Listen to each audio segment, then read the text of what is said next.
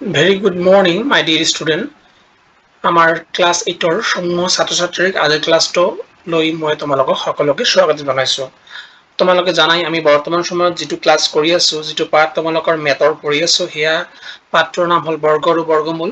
তোমালোকৰ যিখিনি half yearly পৰীক্ষা আহি আছে তাৰ কাৰণে খুবই ইম্পৰ্টেন্ট, তোমালোকৰ সিলেবাসত আছে।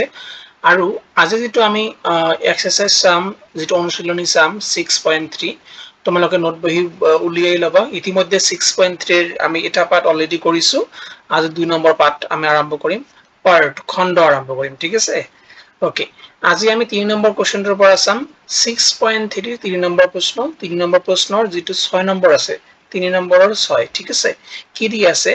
5929, ইয়া আমাৰ কি উলিয়াব লাগে, সুন্দৰকৈ মৌলিক উৎপাদক উলিয়াব লাগে। তেনেহলে আমি কেনেকৈ উলিয়াম, আমি যোৱা ক্লাছত কৰিছিলো 5929 এনেকৈ লিখিলাম। তাৰ পিছত আমি চাম যে কিহেৰে হৰণ কৰিব পৰা যায়, চুটি হৰণ প্ৰক্ৰিয়া, ঠিক আছে। এয়া যদি আমি হৰণ কৰো তেনেহলে 7 ৰে হৰণ যাব। 7 7 7 কিমান হয় 49 হয়, আৰু 27 কিমান হৈ যাব 27 56। ওকে, 57 58 59, তেনেহলে কিমান বাকি থাকিব 3 বাকি থাকিব। তেনেহলে 2 আছে পিছত, তেনেহলে কি হ'ব 32 হৈ গল। এতিয়া 7 ৰ লগত কিমান দিলে 32 হয়, 4 7 28 5 7 35 হৈ যায়। তেনেহলে 4 7 গুণ 4 7 গুণ 4 7 গুণ 28 28 28 29 30 31 32 4 বাকি থাকিল 49। 49 হলে কিমান কিমান যাব 7 7 গুণ কিমান হ'ব 49 হ'ব। 7 7 just 49, 7 7 কিমান হয় 49 হয়, ঠিক আছে। এতিয়া ইয়াত 7 দিম, 7 কে কিমান হয় 7 হৈ গল। 7 আৰু 1 8, কিমান বাকি থাকে 1 বাকি থাকে 14 হৈ গল। 7 গুণ 14 আৰু 7 কে 7, 1 to 1 কি হতে যায় 11 11, 11 11 121, ঠিক আছে। তেনেহলে √5929 is equal to কি লিখিব পাৰো, √7 কেইটা আছে, দুটা 7 আছে, into 11 কেইটা আছে, দুটা 11 আছে। দেন ইয়াক আমি কেনেকৈ লিখিব পাৰিম, √7 স্কয়ার into 11 স্কয়ার, কারণ দুটো 7 মিলি এটা 7 হৈ গল, আর দুটো 11 মিলি এটা 11 হৈ গল, স্কয়ার কৰিলো, ঠিক আছে। আমাৰ √, আৰু স্কয়ার দুইটা কি হল কাটি গল। তেনেহলে কি বাকি থাকিল 7 into 11 বাকি থাকিল। 7 11 কিমান হৈ যায় 77 হৈ যায়, আৰু ইয়াই হ'ব আমাৰ উত্তৰ আজি, ঠিক আছে। এতিয়া আমি কিমান নম্বৰ কৰিলো 6 নম্বৰ কৰিলো। এতিয়া আমি 7 নম্বৰ কৰিম, ঠিক আছে। ইয়া সাগে 6 নম্বৰ হল নে, হয় নে 6, 7 নম্বৰ কৰিম। ওকে ওকে 7 নম্বৰ ইয়াতে কৰা যাব 7 নম্বৰটো। ওকে 5 6 7 কোশ্চেন কি কৈ আছে 8836, ইয়াৰ বৰ্গমূল উলিয়াব লাগে, বা মৌলিক উৎপাদক সুন্দৰকৈ উলিয়াই পিনে আমি বৰ্গমূল উলিয়াই দিব লাগে, ঠিক আছে। ওকে,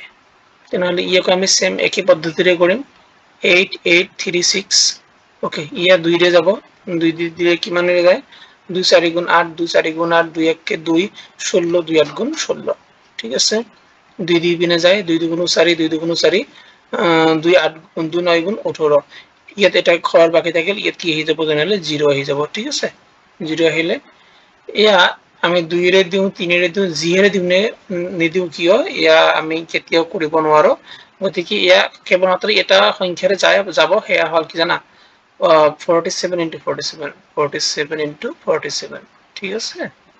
চোৱা মই কৰি দি আছো। 7 7 গুণ কিমান 7 7 49, 49 9 7 4, 4 7 28 29 30 31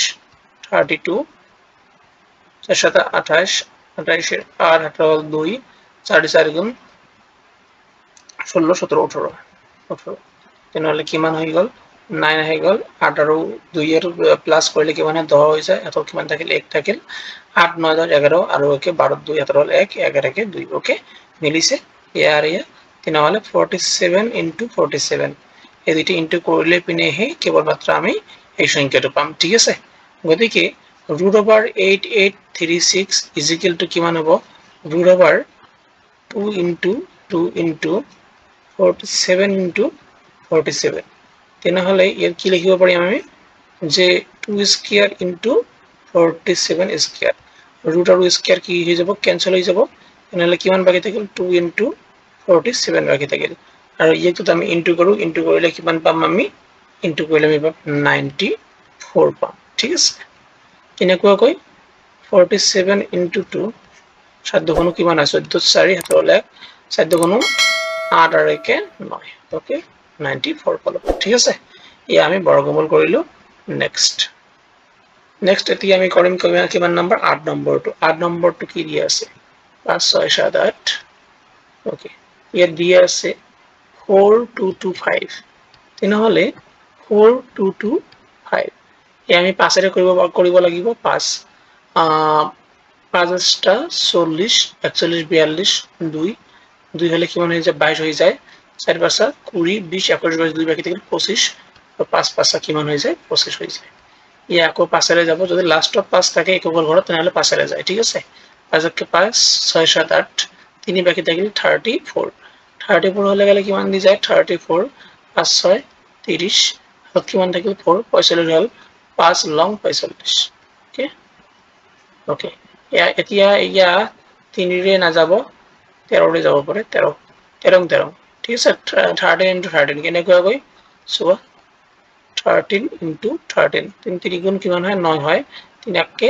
3 হয় 3 এককে 3 হয় 1 এককে 1 হয় 961 ওকে মিলিছে 961 ওকে তেনেহলে ইয়াক আমি কেনেকৈ লিখিব পাৰো 4225 is equal to root over 4225 is equal to root over 5 into 5 into 13 into 13 then আমি ইয়া কি কৰিব পাৰো root over 5 square into 13 square লিখিব পাৰো root আৰু স্কয়ার দুইটা কাটি গল তেনেহলে কি বাকি থাকিল 5 into 13 বাকি থাকিল 5 আৰু 13 যদি আমি ইনটু কৰো তেনেহলে কিমান আহি যাব এতি তোমালোকে কোৱা 3 3 বাছা 15 15 5 17 কিমান 1 5 কে 5 আৰু 1 কিমান হ'ব 6 হ'ব তেনেহলে 65 is the answer okay গতিকে এতিয়া ইয়াৰ পৰা আমি 3 নম্বৰ যেটো আছে 3 নম্বৰ আমি ইতিমধ্যে কি কৰিলো কমপ্লিট কৰিলো তোমালোকে যদি এতি সাবস্ক্ৰাইব কৰি লবা নাই সাবস্ক্ৰাইব কৰি লবা SUBSCRIB সাবস্ক্ৰাইব কৰি লবা আমাৰ চেনেলটো ঠিক আছে ABC coaching COACHING ABC coaching Assam এয়া হল আমাৰ চেনেলৰ নাম এই চেনেলটো তোমালোকে সাবস্ক্ৰাইব কৰি লবা ঠিক আছে তোমালোকৰ বন্ধু বান্ধৱীৰ লগত শেয়াৰ কৰি দিয়া ওকে এতিয়া আমি 4 নম্বৰটো কৰিম 4 নম্বৰটো চাম 4 নম্বৰ কোশ্চেনটো কি কৈছে 4 নম্বৰ কোশ্চেনটো তোমালোকে পঢ়ি লবা আটাইতকৈ কি ক্ষুদ্ৰতম সংখ্যাৰে পূৰণ কৰিলে তলৰ সংখ্যাৰ প্ৰতিটো পূৰ্ণবৰ্গ হ'ব কি ক্ষুদ্ৰতম সংখ্যাৰে পূৰণ কৰিলে সংখ্যাটো কি হ'ব আমাৰ পূৰ্ণবৰ্গ হ'ব তেনেহলে খুব সহজ এক নম্বৰ কি দিয়া আছে 15 দিয়া আছে আমি কেনেকৈ উলিয়াম 15 লিখিলো নিম্নতম কি সংখ্যাৰে দিব পৰা যায় 2 দিৰি না যায় 3 ৰে যাব 3 বাছা কিমান হৈ যায় 15 হৈ যায় ঠিক আছে তেনেহলে তোমালোকে কোৱা তেনেহলে 15 ৰ বৰ্গমূল কি বৰ্গমূলটো না মৌলিক উৎপাদক কি উলিয়ালে 3 into 5 উলিয়ালে যদি 15 সংখ্যাটো আমি বৰ্গমূল কৰিব বিচাৰিলো হেতেন তেনেহলে কি সংখ্যাৰে পূৰণ কৰিব লাগিব এক্সট্ৰা আৰু কি প্ৰয়োজন হৈ আছে এক্সট্ৰা কৈ আমাৰ ইয়াত দুটা সংখ্যাৰ প্ৰয়োজন হৈ আছে কি জানানে এটা আমাক আৰু এটা 3 লাগে আৰু এটা কি লাগে 5 লাগে এতিয়া হলে 3 আৰু 3 মিলি এটা 3 হলহেতেন 3 স্কয়াৰ হলহেতেন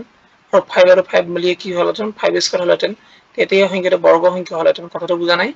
গতিকে ইয়াত কোনটো মিসিং হৈ আছে আৰু এটা 3 লাগে আৰু এটা কি লাগে 5 লাগে গতিকে 3 into 5 आंसर কিমান হৈ যায় 3 বাছা কিমান হৈ যায় 15 হৈ যায় গতিকে আমি ইয়াত লিখিম এনেকুৱাকৈ অতএব 15 কক 15 ৰে পূৰণ কৰিলে সংখ্যাটো পূৰ্ণবৰ্গ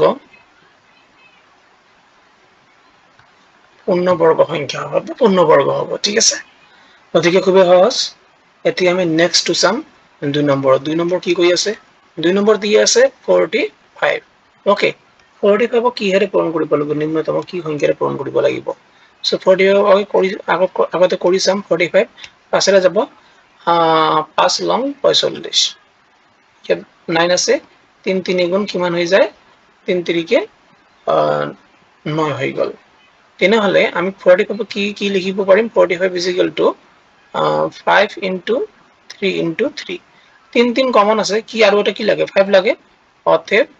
এইখিনি কথা লিখি দিম আমি যে 45 ক 5 ৰে পূৰণ কৰিলে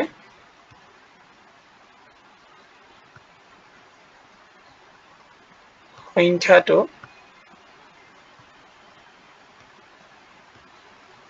পূর্ণবর্গ সংখ্যা হ'ব ঠিক আছে গতিকে খুবই সহজ খুবই ইজি মই ভাবো যে তোমালোকে ইয়া বুজি পাইছা ঠিক আছে ওকে আফটাৰ দ্যাট মই 3 নম্বৰটো এতিয়া কৰি দিছো তোমালোকে 3 নম্বৰটো চোৱা মোৰ লগতে কৰি যাব তোমালোকে ঠিক আছে 150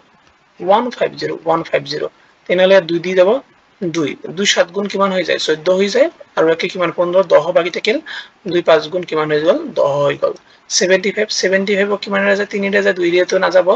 ওকে 3 দুগুণ কিমান হৈ গল 6 হৈ গল আৰু কিমান বাকি থাকিল 1 বাকি থাকিল 15 হা 3 5 গুণ কিমান হৈ যায় 15 হৈ যায় ওকে 25 কি হৈ যায় 5 ৰে যায় 5 5 কিমান হৈ যায় 25 হৈ যায় ঠিক আছে তেনেহলে 150 আমি কি লিখিব পাৰো 2 into 3 into 5 into 5 লিখিব পাৰো ইয়াত 5 টো তো কমন আছে কি কমন নাই 2 আৰু এটা কি লাগে 3 লাগে গতিকে 150 কক 3 দুগুণ কিমান হৈ যায় বা এনেকৈ লিখিব পাৰো 2 into 3 3 দুগুণ কিমান 6 ৰে পূৰণ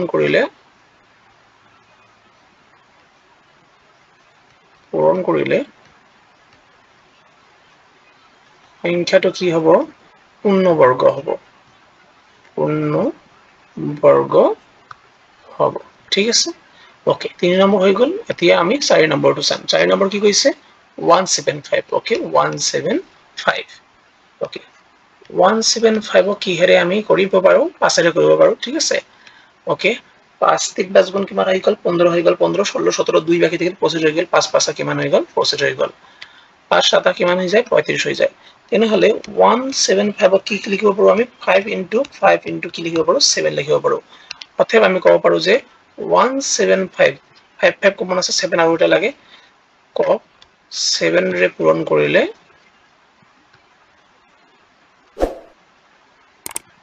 বাকিখিনি তোমালোকে